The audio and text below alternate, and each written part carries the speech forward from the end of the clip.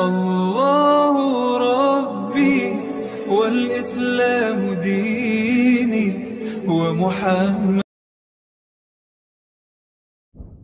Bismillahirrahmanirrahim.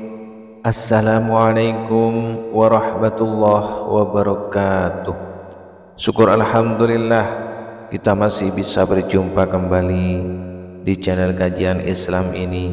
Salawat dan salam semoga tetap tercurahkan kepada junjungan kita Nabi besar Muhammad sallallahu alaihi wasallam. Allahumma salli ala sayyidina Muhammad wa ala ali sayyidina wa maulana Muhammad. Harapan dan doa saya semoga saudaraku semua diberikan kesehatan, murah rezeki, diampuni segala dosanya dan dipanjangkan umurnya. Amin amin ya rabbal alamin. Sahabat beriman yang dirahmati Allah, salat subuh merupakan salat yang bagi sebagian orang sulit untuk dilaksanakan dengan tepat waktu karena sulitnya untuk bangun pagi. Sebelum salat subuh dilaksanakan ada waktu salat terbaik, diantaranya salat tahajud, salat sunnah sebelum subuh, atau salat qobliyah subuh yang begitu banyak membawa kebaikan bagi yang mengerjakannya. Salat sunnah qobliyah subuh dilaksanakan sebelum salat subuh yang dilakukan dan dianjurkan dilaksanakan di rumah. Sebagai kebaikan akan didapatkan dan menjadikan seseorang tersebut disiplin dalam melakukan salat sunnah qobliyah subuh. Sahabat beriman yang dirahmati Allah, berikut akan dijelaskan mengenai keutamaan salat sunnah qobliyah subuh. Yang pertama, salat sunnah terbaik 2 rakaat fajar atau salat sunnah qobliyah subuh lebih baik daripada dunia dan seisinya. Hadis riwayat Muslim. Salah satu keutamaannya adalah menjadi salat terbaik di antara salat sunnah lainnya, sebab dianggap lebih baik dari dunia dan seisinya. Karena hal itu, salat subuh sendiri adalah salat wajib yang terkadang sulit dikerjakan karena sulitnya bangun pagi oleh orang-orang tertentu. Melakukan salat sunnah qobliyah subuh akan menguatkan dan mendisiplinkan waktu salat subuh. Yang kedua, jalan masuk surga. 2 rakaat fajar atau salat sunnah qobliyah subuh lebih baik dari dunia dan seisinya. Hadis riwayat Muslim. Setiap amalan baik yang dicontohkan oleh Rasulullah akan membawa ke surga, termasuk menjalankan salat sunnah qobliyah subuh yang merupakan teladan Rasulullah. Bagi yang mampu melaksanakan, tentunya akan menyimpan amalan baik dalam dirinya serta jauh dari penyakit hati. Yang ketiga, amalan ringan dan berpahala besar. Salat sunnah qobliyah subuh tidaklah dilakukan melainkan setelah terbit fajar subuh, dan dianjurkan salat tersebut dilakukan di awal waktunya dan dilakukan dengan diperingan. Demikian pendapat Imam Malik, Imam Syafi'i dan jumhur ulama dalam Syarih Sahih Muslim.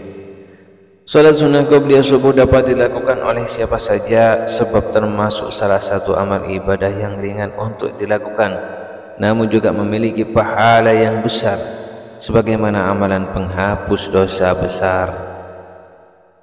Yang keempat, kebaikan di akhirat. Hadis dari Abu Hurairah radhiyallahu anhu, Rasulullah sallallahu alaihi wasallam membaca dalam 2 rakaat salat subuh surat Al-Kafirun dan surat Al-Ikhlas. Hadis riwayat Muslim. Bagi yang rutin melakukan salat sunnah qobliyah subuh disertai menjaga amalan lainnya dengan baik, akan mendapatkan kebaikan di akhirat dan mendapatkan bekal yang indah untuk kehidupan di akhirat pula dan jauh dari siksa neraka. Yang kelima, dilindungi di hari kiamat. Dari hadis Ibnu Abbas radhiyallahu an, Rasulullah sallallahu alaihi wasallam dalam 2 rakaat salat sunnah subuh membaca ayat pada rakaat pertama Al-Baqarah ayat 136 dan pada rakaat kedua membaca surat Al-Imran ayat 52. Hadis riwayat Muslim. Setiap yang melakukan salat sunnah qobliyah subuh dan salat subuh dengan tepat waktu dan istiqomah di hari kiamat nanti akan mendapat syafaat dari Rasulullah sehingga ia terlindung dari segala bahaya di hari kiamat. Yang keenam, mengikuti sunnah Rasul. Mengikuti sunnah Rasul tentunya sebuah amalan yang baik, sebab barang siapa yang menjadi pengikut Rasul dan menjalankan segala perintahnya kelak akan mendapat syafaat dan terhindar dari segala kesusahan. Yang ketujuh, jalan kebaikan. Jadikanlah solat sunnah di rumah kalian, janganlah jadikan rumah kalian seperti kuburan. Hadis riwayat Bukhari. Solat sunnah qobliyah subuh membawa banyak jalan kebaikan, sebab dari sana akan menciptakan pribadi yang istiqomah dan tepat waktu dalam menjalankan solat subuh, sehingga dalam keseharian akan mampu melakukan segala sesuatu lebih disiplin. Yang kedelapan, memohon petunjuk. Sebaik-baik solat seseorang adalah solat di rumahnya kecuali solat wajib. Hadis riwayat Bukhari dan Ahmad. Solat sunnah qobliyah subuh yang dianjurkan untuk dilakukan di rumah dapat dijadikan sebagai permohonan untuk manusia, memohon petunjuk tentang segala sesuatu sambil menunggu adzan subuh atau setelah adzan subuh, sehingga termasuk waktu doa yang mustajab. Yang kesembilan, menunjukkan rasa takwa. Barang siapa yang belum sholat sunnah 2 rakaat subuh maka hendaknya melakukannya setelah terbit matahari. Rasa takwa akan terlihat oleh orang yang rutin menjalankan sholat wajib dan sunnah. Bagi yang lupa dapat melakukannya setelahnya menjalankan sholat subuh. Yang ke-10, diampuni dosa-dosanya. Dari Qais bin Qad radhiyallahu an bahwasanya ia salat subuh bersama Rasulullah sallallahu alaihi wasallam dan belum melakukan salat sunnah 2 rakaat qobliyah subuh. Ketika Rasulullah sallallahu alaihi wasallam telah salam, maka ia pun salam bersama beliau. Kemudian ia bangkit dan melakukan salat 2 rakaat qobliyah subuh, dan Rasulullah sallallahu alaihi wasallam melihat perbuatan tersebut tidak mengingkarinya. Hadis riwayat Tirmizi. Jelas bahwa setiap perbuatan baik akan menjadi jalan pengampunan dosa-dosa. Solat sunnah qobliyah subuh yang dia lanjutkan dengan banyak membaca zikir kepada Allah tentunya akan menjadi jalan untuk pengampunan dosa dan menjadi jalan untuk lebih banyak melakukan kebaikan sehingga terlindung dari segala keburukan. Yang ke-11, kebiasaan baik. Amalan yang paling dicintai oleh Allah adalah amalan yang terus menerus walaupun sedikit. Hadis riwayat Muslim. Rasulullah sallallahu alaihi wasallam mencela seseorang yang tidak terus menerus dalam beramal. Dikisahkan oleh sahabat Abdullah bin Amr bin Ash radhiyallahu an, Rasulullah sallallahu alaihi wasallam berkata kepadaku, "Wahai Abdullah, janganlah engkau seperti si fulan. Dulu dia biasa mengerjakan salat malam, namun sekarang dia tidak mengerjakannya lagi."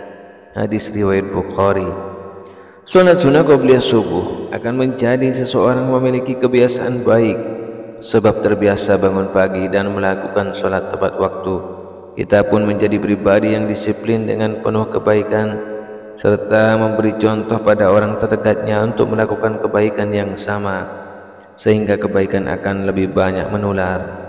Yang ke-12, mendisiplinkan waktu salat. Aku tidaklah pernah mendengar Rasulullah SAW mengerjakan salat sunnah yang lebih semangat dibanding dengan salat sunnah 2 rakaat sebelum fajar. Hadis riwayat Muslim. Rasulullah selalu semangat dan disiplin dalam mengerjakan salat sunnah qobliyah subuh ini. Hal itu pula yang wajib dicontoh oleh setiap hambanya, sebab merupakan sunnah Rasul. Yang ke-13, bentuk doa. Nabi Muhammad sallallahu alaihi wasallam tidaklah menjaga salat sunnah yang lebih daripada menjaga salat sunnah 2 rakaat sebelum subuh. Hadis riwayat Muslim. Salat sunnah qobliyah subuh yang dijaga merupakan bentuk doa agar bisa menjalankannya dengan istiqomah sehingga ia terhindar dari sifat malas dan penyakit hati. Yang ke-14, rutinitas mulia. Ketika terbit fajar subuh, Rasulullah SAW tidaklah sholat kecuali dengan 2 rakaat yang ringan.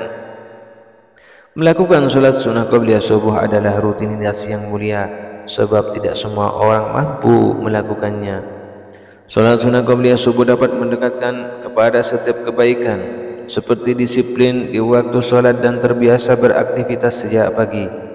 Hal tersebut tidak hanya akan bermanfaat untuk akhirat saja, namun juga menanamkan kebiasaan baik untuk duniawi, seperti terbiasa melakukan segala aktivitas sejak pagi dan terbiasa melakukan segala sesuatu yang disiplin, sehingga ketika melakukan segala sesuatu menjadi lebih baik dan menjadi lebih terarah.